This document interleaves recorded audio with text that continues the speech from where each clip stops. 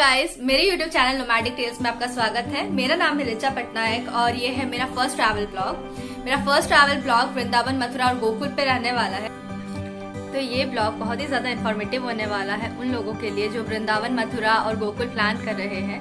इस ब्लॉग में मैं बताने वाली हूँ कि आप कितने दिन का ट्रिप प्लान कर सकते हैं, आपका बजट क्या होना चाहिए, आप कहाँ पे स्टे कर सकते हैं और आप कौन से स्पॉट्स कवर कर सकते हैं। तो चलिए शुरू करते हैं।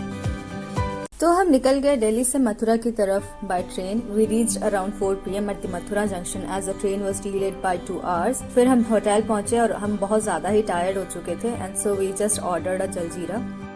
शाम को सबसे पहले हम निकले विश्राम घाट की तरफ। माना जाता है कि श्री कृष्ण ने मामा कंस को मारने के बाद यहाँ पे विश्राम किया था और इसीलिए इस घाट को बहुत ही ज्यादा सेक्रेट, बहुत ही ज्यादा पवित्र माना जाता है। थोड़ा टाइम विश्राम घाट में स्पेंड करने के बाद हमने यहाँ पे यमुना आरती देखा और फिर हम वापस होटल की तरफ आ गए क्योंकि काफी रात हो चुकी थी। तो अगले दिन सुबह हम सबसे पहले निकल गए गोकुल की तरफ। गोकुल में पहुंचते ही सबसे पहले हमने श्री आदि गणेश मंदिर में दर्शन किया, जिसके बाद हम यशोदा कुंड की तरफ चल दिए। यशोदा कुंड में माना जाता है कि हर दिन यशोदा मैया आके यहाँ पे स्नान किया करती थी और कभी कभी वो श्री कृष्ण और बलराम को भी यहाँ लाया करती थी।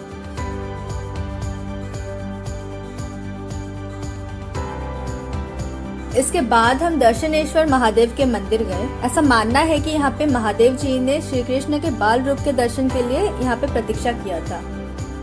फिर हमने कृष्ण द्वार से होते हुए चल दिया नंद यशोदा भवन की ओर। ये वो स्थान है जहाँ पे हमारे नन्हे कृष्णा ने अपना बालपन बिताया है। यहाँ अंदर की वाइब बहुत ही ज्यादा पॉजिटिव और अलग थी। ऐसा माना जाता है कि यहाँ की जो मिट्टी है इसने हमारे कृष्ण की सारी लीलाओं को विटनेस किया है और यहाँ की मिट्टी उतनी ही पुरानी है जितनी ये कथाएं हैं। मैं अंदर के सारे क्लिप्स नहीं ले पाई क्योंकि यहाँ पे कैमरास नहीं अलाउड थे।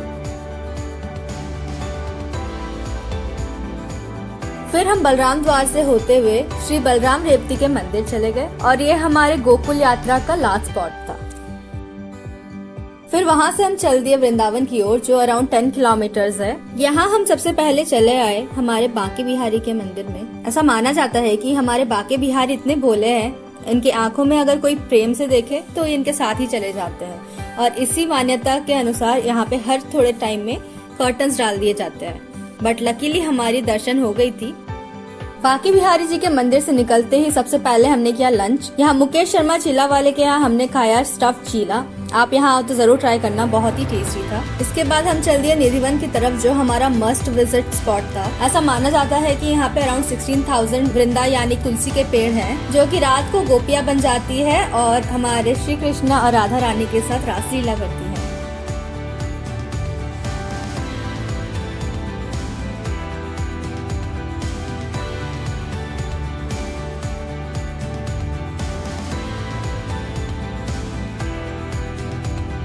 मथुरा में हम विजिट करने आ गए फिर श्री कृष्ण जन्मभूमि जो कि हमने मिस कर दिया था स्टार्टिंग में। ये सबसे पहला स्पॉट है जो यूजुअली लोग यहाँ पे विजिट करते हैं, बट हमारा इतना लेट हो चुका था कि हमने सबसे लास्ट में इसको विजिट किया। तो आप जब जाओ तो सबसे पहले आप यहाँ विजिट कर सकते हैं। तो ये वो स्थान है जहाँ पे हमारे कृष्ण का बर्थ हुआ था और यहाँ पे अंदर कैमराज और कोई भी इलेक्ट्रॉनिक्स आइटम अलाउड नहीं है। तो आप देख सकते हैं यहाँ पे साइड में ही क्लॉक रूम है जहाँ पे आप सारे इलेक्ट्रॉनिक्स को सबमिट कर सकते हैं। तो ये था हमारा पूरा ट्रिप।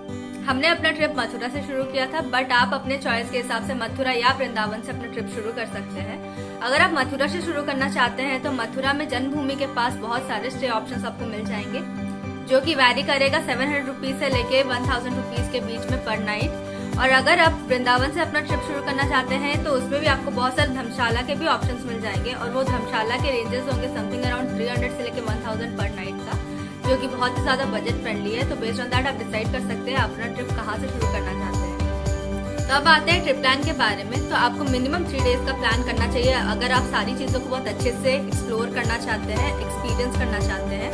तो आप 1 डे मथुरा में स्पेंड करें, 1 डे वृंदावन में और 1 डे गोकुल में स्पेंड करें। तो इससे क्या होगा कि आप सारी चीजें बहुत अच्छे से कवर कर सकते हैं। तो अगर हम बात करते हैं अब बजट के बारे में तो आपको मिनिमम 3000 रुपीज पर डे का लेके चलना चाहिए, जिसमें आपका होटल, फूड और ट्रांसपोर्टेशन कवर हो जाएगा। उसके अलावा एक चीज जो हमने एक्सपीरियंस किया मैं आपको शेयर करना चाहूंगी वो ये है कि जब हम गोकुल गए थे वहाँ पे हर एक मंदिर में आपको डोनेशंस मांगते हैं जो कि मिनिमम 3000 रुपीज से स्टार्ट होता है। तो आप उस हिसाब से मेंटली प्रिपेयर हो सकते हैं कि अगर आप देना चाहते हैं कि नहीं देना चाहते हैं। तो ये जस्ट एक रफ आइडिया है। तो बेस्ड ऑन दैट आप अपना ट्रिप का बजट प्लान कर सकते हैं।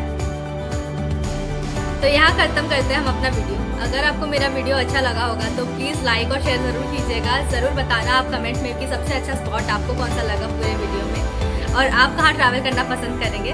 उसके अलावा आपको और भी इन्फॉर्मेटिव वीडियोस मेरे चैनल में आगे ट्रैवल से रिलेटेड मिलने वाले हैं। अगर आप अपडेटेड रहना चाहते हैं तो प्लीज़ मेरे चैनल को सब्सक्राइब कर लीजिएगा। तो इससे क्या होगा कि जब भी मैं कोई भी वीडियो डालूँ तो आपको नोटिफिकेशन आ जाएगा। तो चलिए मिलते हैं। Thank you for watching. मिलते हैं अगले वीडियो पे। Bye bye.